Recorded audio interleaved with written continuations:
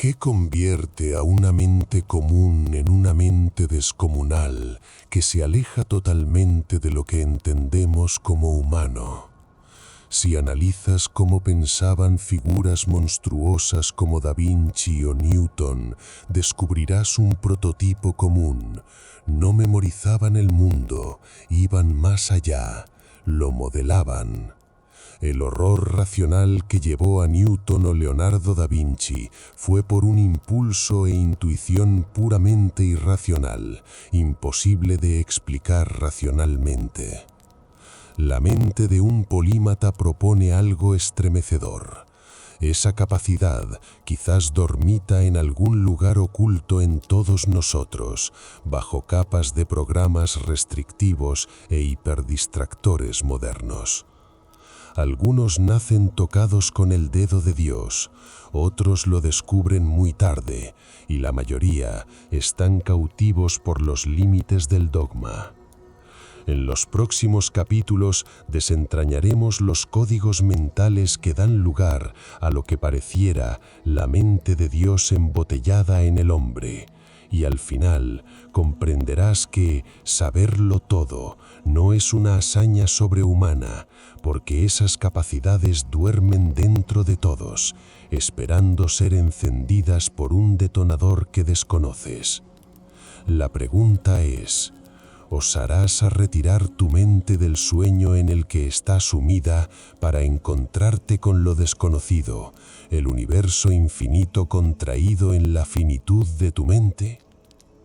Capítulo 1. El mapa del genio.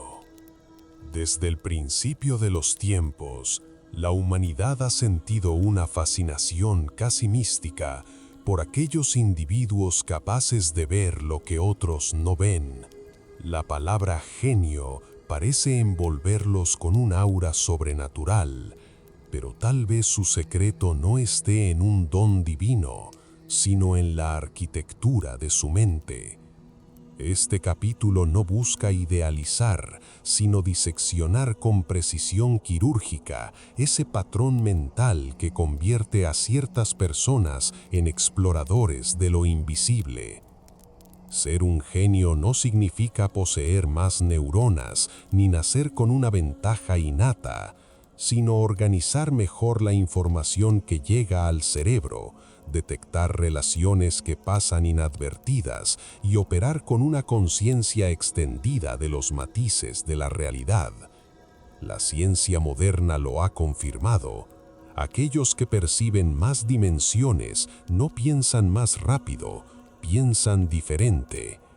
Leonardo da Vinci, por ejemplo, no observaba la superficie de las cosas, descomponía cada fenómeno hasta descubrir la danza secreta de sus fuerzas. Donde otros veían agua, él veía flujo, turbulencia, refracción y simetría. Su mente convertía la observación en simulación, podía anticipar comportamientos antes de que ocurrieran.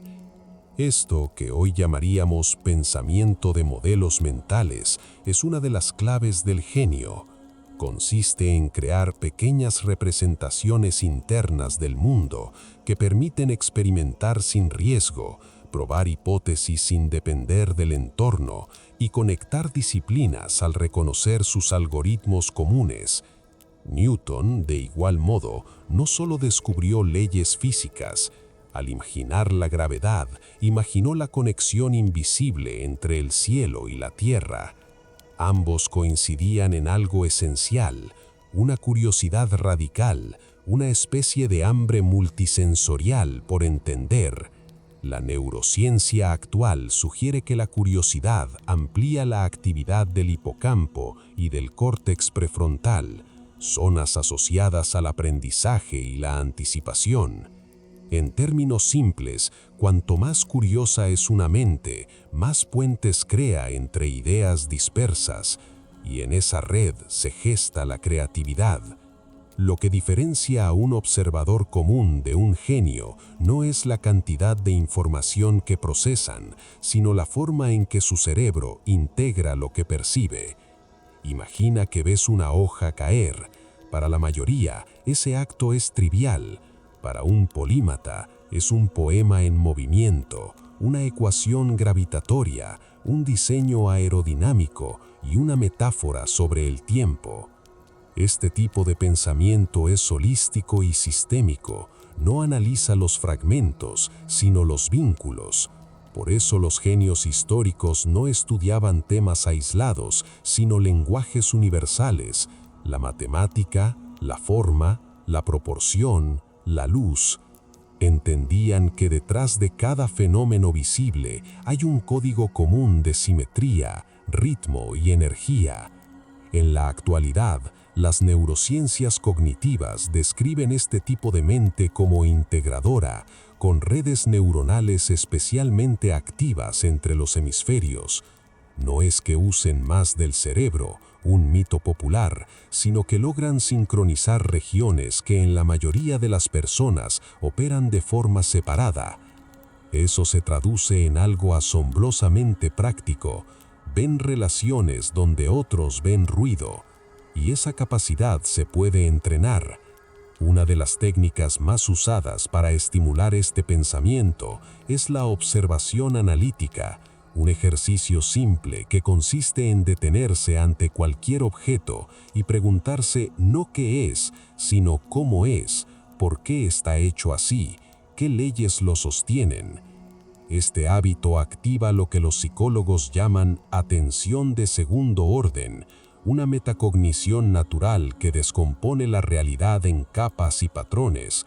Es la misma mirada que Leonardo aplicaba al estudiar el vuelo de los pájaros. No copiaba las alas, entendía la fuerza del aire, la dirección del movimiento, la proporcionalidad de las articulaciones. Entrenaba el ojo para pensar, no para imitar. Otro mecanismo del genio es la tolerancia a la ambigüedad. Mientras el cerebro común busca cerrar incertidumbres, el genio las mantiene abiertas más tiempo, permitiendo que múltiples interpretaciones coexistan.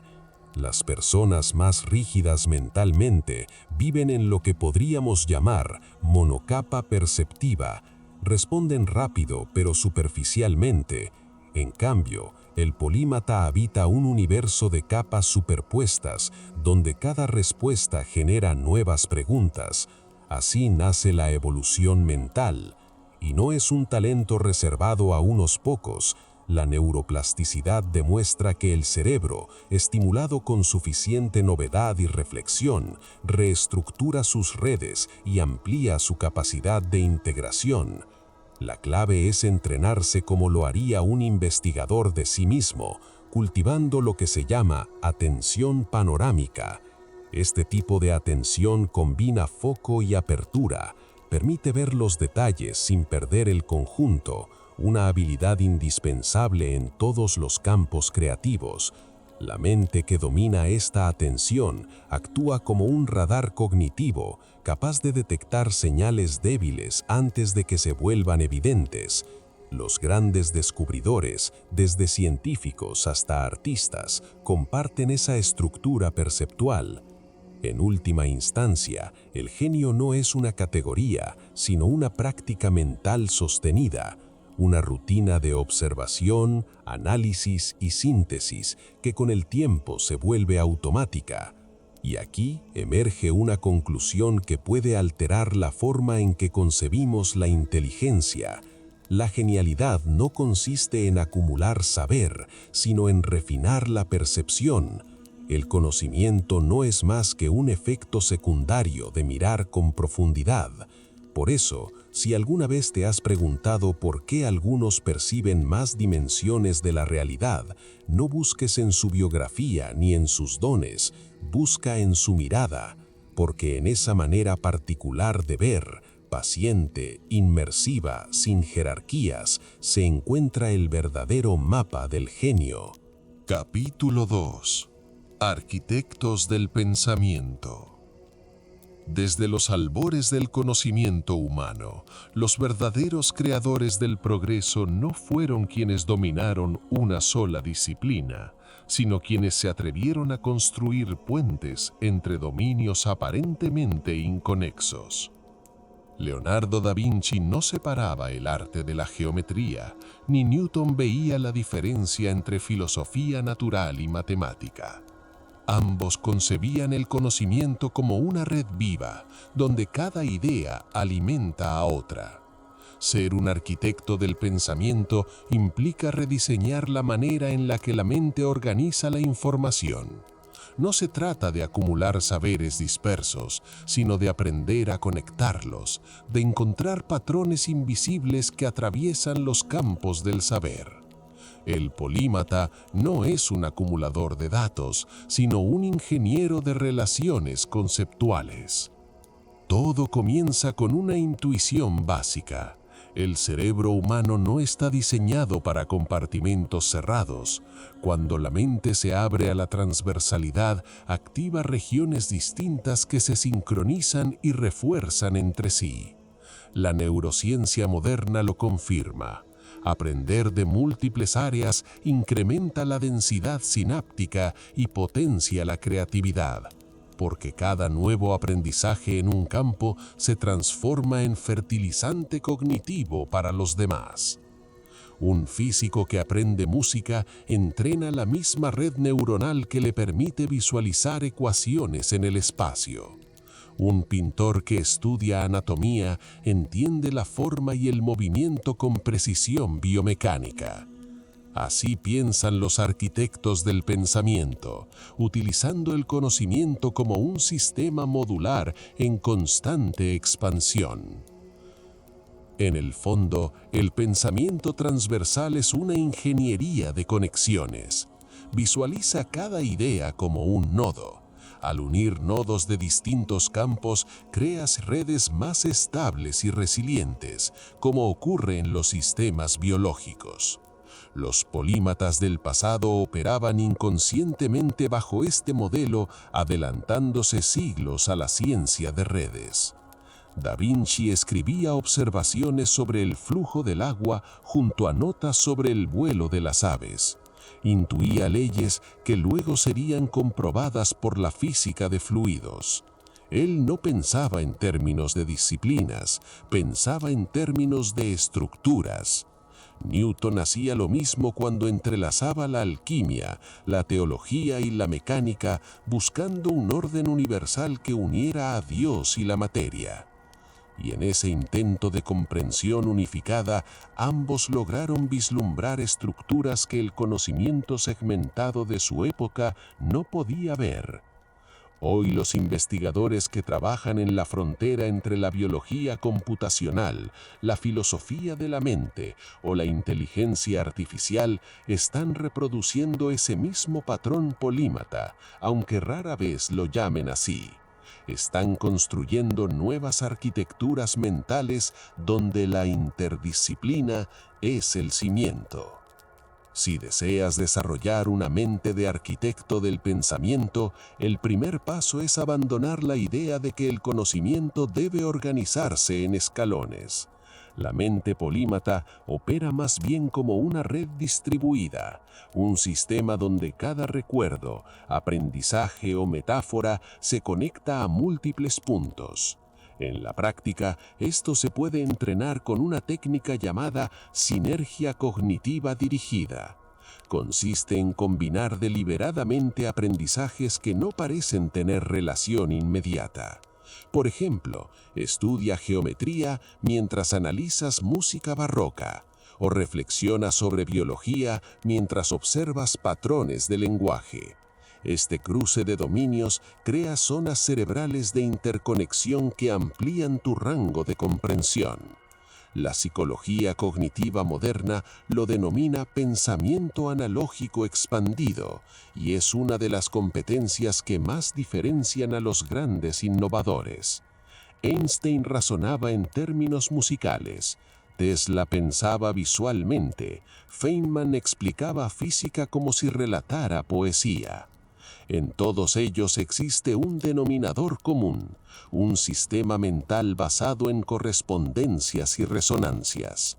Cuando la mente establece analogías profundas entre campos dispares, ocurre un fenómeno de alta sincronía neuronal.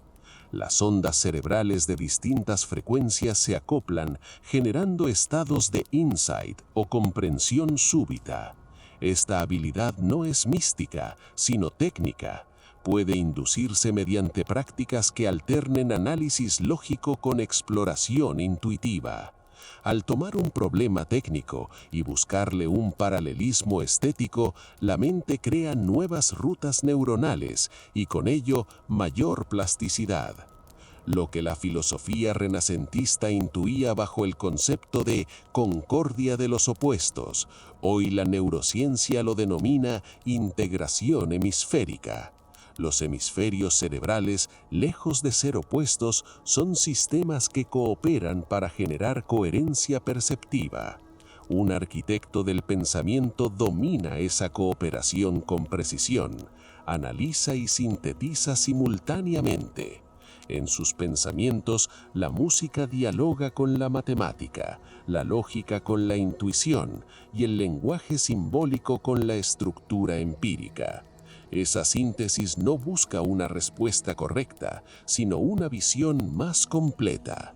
Cuando logras pensar así, las ideas dejan de ser herramientas y se convierten en organismos vivos, capaces de reproducirse y evolucionar por sí mismas.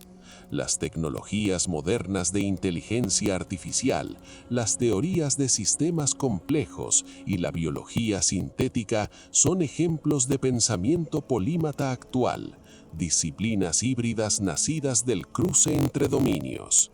Comprender esa dinámica es vital para orientarse en el futuro, en un mundo donde la información crece más rápido que nuestra atención. Quien sea capaz de rediseñar sus conexiones mentales dominará la nueva era del conocimiento. El pensamiento transversal no solo amplía tu comprensión, transforma tu identidad cognitiva. Y cuando la mente empieza a operar como un arquitecto consciente, se abre la puerta al siguiente nivel: el dominio de la curiosidad como fuerza impulsora del aprendizaje, allí donde el conocimiento se convierte en una búsqueda perpetua. Capítulo 3. La ingeniería de la curiosidad. La curiosidad es el motor esencial de la mente polímata. No es un impulso caprichoso ni una chispa espontánea. Es un sistema mental diseñado para expandir los límites de la percepción y mantener la mente en estado de exploración activa. En una sociedad donde la información es abundante, pero la atención escasa, aprender a diseñar la curiosidad se convierte en una ventaja evolutiva. La curiosidad, al contrario de lo que se cree, no se apaga con la edad ni con el conocimiento. Lo que cambia es el sistema neuronal que la alimenta. Su base neuroquímica está ligada al circuito dopaminérgico. Cada vez que exploramos lo desconocido, el cerebro libera dopamina anticipando recompensa, no por el resultado, sino por la promesa de descubrimiento. Eso significa que la curiosidad es una forma de placer diferido, un placer que se autorregula cuando aprendemos a disfrutar de la búsqueda más que de la certeza. Leonardo da Vinci registraba en sus cuadernos listas interminables de preguntas. ¿Por qué el cielo es azul? ¿Cómo mueven las alas los murciélagos? ¿Qué hay en el interior de una semilla? Esa capacidad de cuestionar lo evidente provenía de una configuración mental no domesticada, libre del miedo al error o al desconocer. La mente polímata opera bajo el principio de que la ignorancia es combustible, no carencia. Desde un punto de vista técnico, la curiosidad puede entrenarse mediante un modelo compuesto por 3 fases: input caótico, afinamiento y reconstrucción. En la primera fase, la mente se expone a información aleatoria, aparentemente inconexa. Esto genera una disonancia cognitiva positiva, un estado leve de incomodidad que obliga al cerebro a buscar patrones. Da Vinci hacía esto constantemente. Mezclaba mecánica con anatomía, pintura con geometría, creando conexiones inéditas. En la segunda fase, el afinamiento, el cerebro selecciona lo relevante, impulsado por el sistema atencional frontal, filtrando lo que se alinea a sus metas implícitas. Finalmente, la reconstrucción. La mente genera una hipótesis o modelo nuevo uniendo los fragmentos de conocimiento dispersos. Cada ciclo fortalece el hábito de pensar transversalmente, y la curiosidad se convierte entonces en un algoritmo autónomo. Isaac Newton experimentaba este proceso en estado de flujo. Su curiosidad por la luz lo llevó a construir un modelo óptico que unía física, matemática y percepción visual. Esa capacidad surge cuando el cerebro entra en un equilibrio entre el sistema de enfoque y el sistema de modo por defecto. El primero concentra la atención, el segundo divaga y combina ideas. La mente polímata alterna ambos con maestría, permitiendo que la curiosidad no desgaste, sino que regenere la energía mental. A nivel psicológico, la curiosidad surge también de la tensión entre lo que sabemos y lo que intuimos que podríamos saber. George Loewenstein, psicólogo de la Universidad Carnegie Mellon, lo definió como la brecha de información, el punto donde la mente detecta un hueco entre su conocimiento actual y el potencial. Cuanto más consciente eres de esa brecha, más intensa es la curiosidad, siempre que exista la expectativa de poder cerrarla. Por eso los polímatas encuentran placer en lo complejo, porque lo complejo genera brechas constantes que invitan al pensamiento sostenido. Sin embargo, para mantener viva esa chispa en un entorno saturado de estímulos, necesitamos rediseñar nuestras rutinas cognitivas. Una estrategia eficaz es la técnica de la divergencia dirigida. Cada día, elegir deliberadamente un tema fuera del área habitual de dominio. Un ingeniero puede estudiar los patrones del arte barroco, un músico los principios de la termodinámica, un programador las leyes de la retórica. Este cruce aparentemente absurdo genera neuroplasticidad, porque obliga al cerebro a integrar códigos simbólicos diferentes.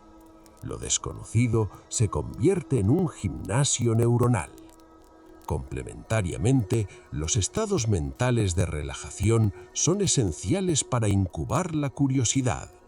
La sobreestimulación constante genera fatiga dopaminérgica, lo cual mata la motivación exploratoria. Los grandes pensadores sabían alternar periodos de trabajo intenso con momentos de silencio, caminatas o contemplación. Es en esa pausa donde el cerebro reconfigura asociaciones inconscientes. Estudios recientes en neurociencia cognitiva muestran que durante esos estados se incrementa la conectividad entre el hipocampo y la corteza prefrontal, facilitando la síntesis de ideas distantes. La curiosidad no solo alimenta el conocimiento, sino que mantiene viva la capacidad de asombro. Sin asombro, no hay aprendizaje auténtico. La educación convencional ha reprimido la curiosidad premiando respuestas rápidas en lugar de preguntas profundas, anulando el deseo de descubrir por cuenta propia. Pero una mente polímata desobedece esa estructura, convierte cada respuesta en una nueva pregunta. Esa reconfiguración mental produce un comportamiento que podríamos llamar aprendizaje fractal. Cada idea lleva a otra, ampliando el mapa cognitivo de manera exponencial. Si observas cómo funciona este patrón, entenderás que la curiosidad es una forma de energía mental ilimitada, pero requiere una dirección estratégica. No basta con interesarse por todo, hay que construir un hilo conductor que unifique los intereses. Los polímatas lo hacen a través de un metaprincipio común, una pregunta raíz que guía sus exploraciones. Para Da Vinci era la naturaleza, para Newton, las leyes universales. Encuentra tu pivote cognitivo, aquello que conecta tus pasiones diversas. Cuando eso sucede, la curiosidad deja de ser dispersa y se convierte en visión. En este punto surge la paradoja. Cuanto más sabes, más eres consciente de lo que ignoras. Este reconocimiento no es frustrante, sino liberador. Significa que tu mapa mental crece, pero el territorio es infinito. Esa tensión entre conocimiento y misterio mantiene viva la llama del genio. En el próximo tramo de este viaje exploraremos cómo esa energía, bien dirigida, puede transformarse en creatividad práctica y sostenida.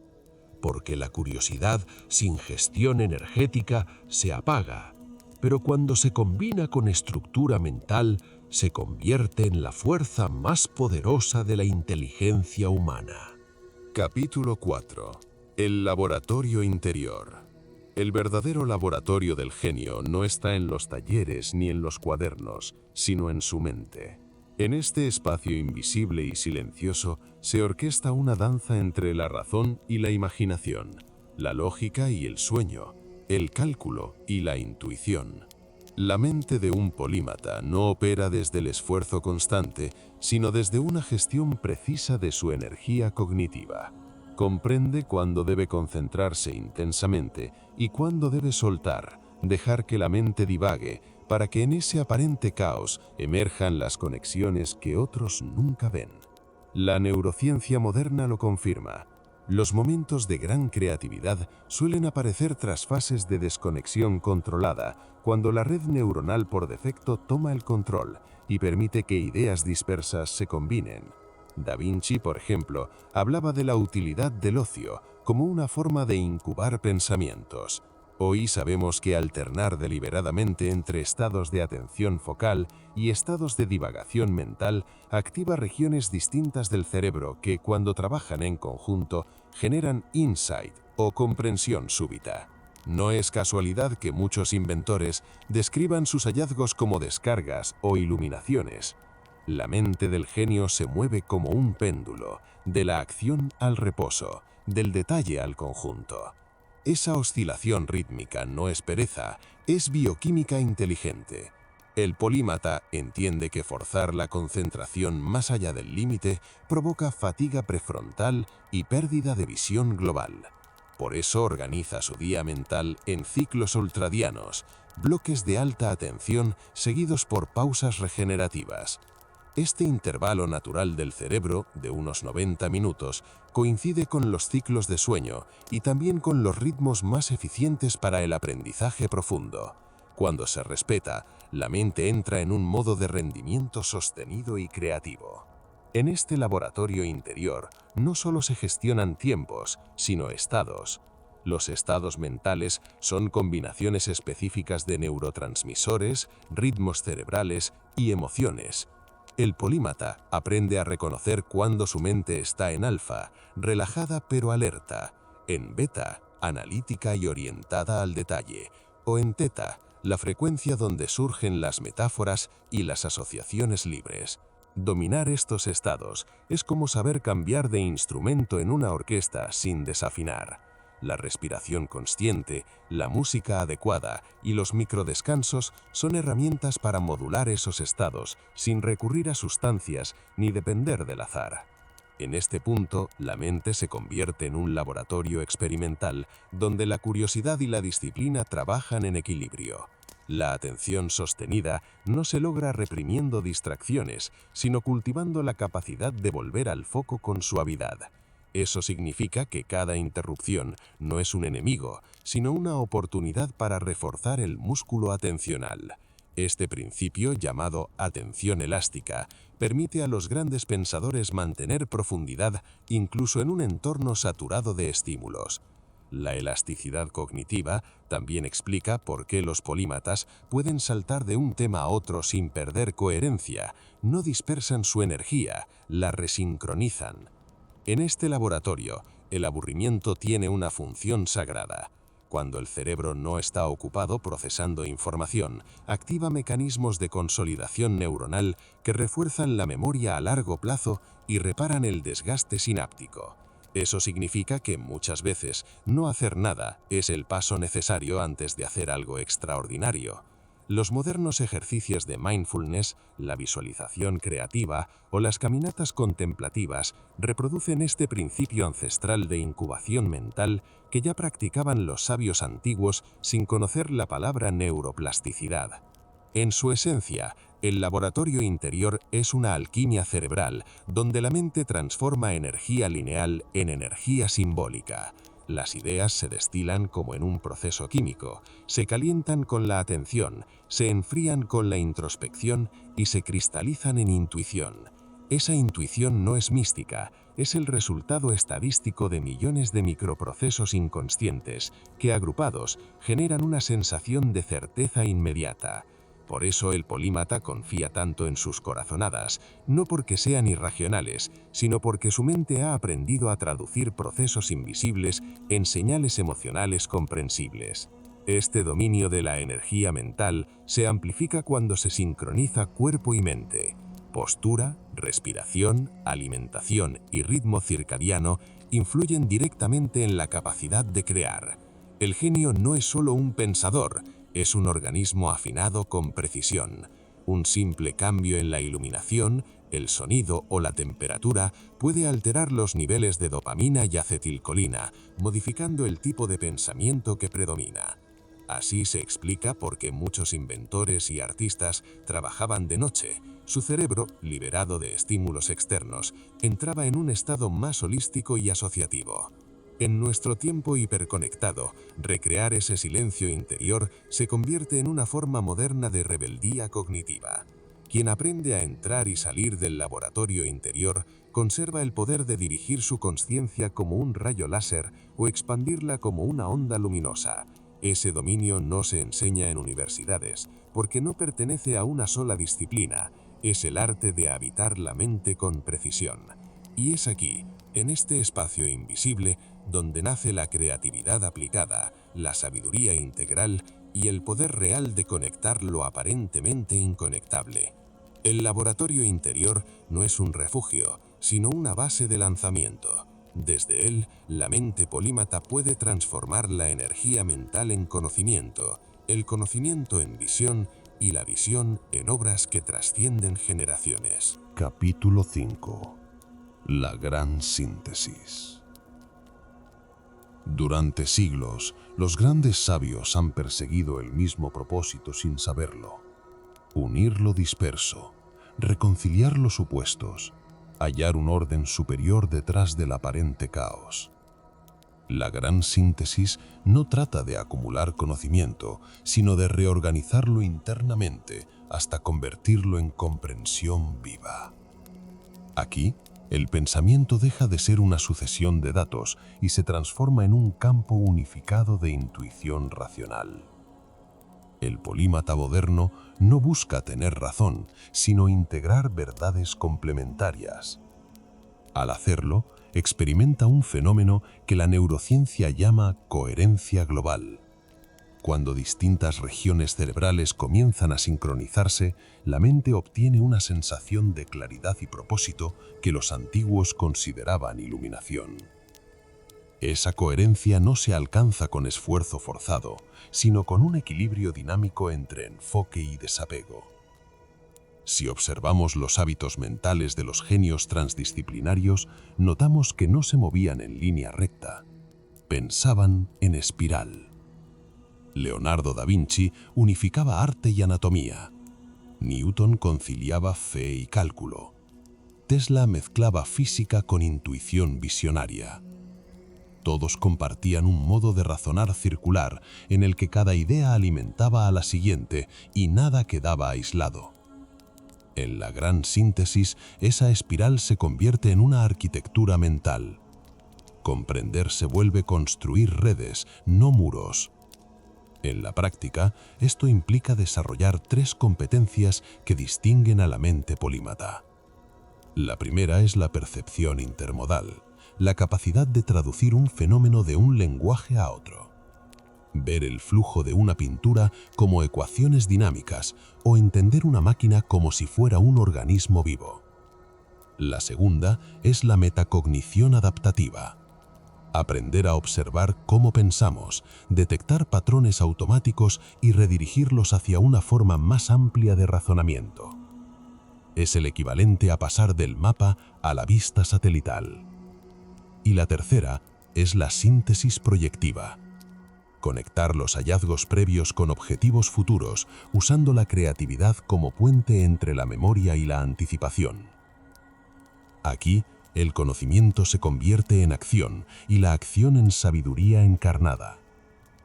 Desde el punto de vista neurocientífico, cuando el cerebro integra información de diferentes dominios, activa simultáneamente regiones del lóbulo prefrontal dorsolateral, encargado del análisis racional, y del sistema límbico, fuente de las intuiciones emocionales. Esta cooperación cerebral produce algo más que pensamiento, genera sentido. La persona deja de vivir fragmentada. Sus ideas, decisiones y valores fluyen en un solo cauce. Por eso los antiguos llamaban a esta unión el arte de gobernarse a sí mismo. En la actualidad podríamos llamarlo arquitectura cognitiva integral. En esta fase del camino, el buscador ya no pregunta qué debe aprender, sino cómo entrelaza lo que sabe. Y aquí surge la verdadera revolución interior. Comprender que el conocimiento no reside en lo acumulado, sino en el tipo de conexiones que somos capaces de establecer. Esencialmente, la mente polímata opera como un ecosistema vivo. Evoluciona, recicla, se adapta, se autocorrige. Este enfoque integrador no solo eleva la inteligencia, sino también la percepción espiritual o filosófica del individuo. Porque empezar a ver correspondencias donde otros solo perciben contradicciones es una forma de despertar. En esa claridad, todo empieza a resonar con un propósito mayor, como si el universo se reensamblara dentro del pensamiento. La velocidad tecnológica actual produce el efecto contrario, hiperfragmentación. Pero el buscador que practica la gran síntesis logra que cada estímulo, cada lectura, cada experiencia se ordene de acuerdo a su centro cognitivo. Para ello, adopta una práctica deliberada, la meditación analítica. No un ritual místico, sino una gimnasia mental donde se observa cómo las ideas surgen, se asocian e integran. Esta práctica genera neurogénesis, fortalece la conectividad sináptica y mantiene jóvenes los circuitos de la curiosidad. Así, la sabiduría se convierte en fisiología. Con cada reflexión bien tejida, el cerebro se reconfigura literalmente. Y al hacerlo, el individuo empieza a experimentar la vida como una sinfonía lógica, donde cada nota, por insignificante que sea, revela el patrón completo. La gran síntesis es ese punto en el que ciencia y arte, razón y emoción dejan de competir y comienzan a cooperar. Es el estado mental desde el cual la creatividad se vuelve lúcida y la lucidez creativa. Y cuando ese equilibrio ocurre, aparece lo que todos los polímatas intuían, que el universo es autoexplicativo, que no hay nada realmente separado de nada, y que la mente humana es su espejo más fiel. En ese instante, comprender se vuelve un acto de creación, y crear, un modo supremo de conocer. La mente de un polímata no es un don reservado, sino una arquitectura mental que cualquiera puede reconstruir con disciplina, método y sensibilidad. A lo largo del viaje, descubrimos que la genialidad no surge del exceso de datos, sino de la capacidad de conectar lo invisible entre ellos. Da Vinci y Newton no solo sabían mucho, pensaban desde un espacio donde arte y ciencia, misterio y rigor eran un solo lenguaje. Hoy, en la era de la fragmentación, convertirte en un nuevo polímata es un acto de resistencia y evolución. Cultivarás una mente simultáneamente analítica y poética, científica y espiritual, capaz de interpretar el mundo desde múltiples perspectivas sin perder coherencia. Esa es la promesa y el desafío: mirar el universo no para entenderlo todo, sino para comprenderte a ti mismo dentro de él.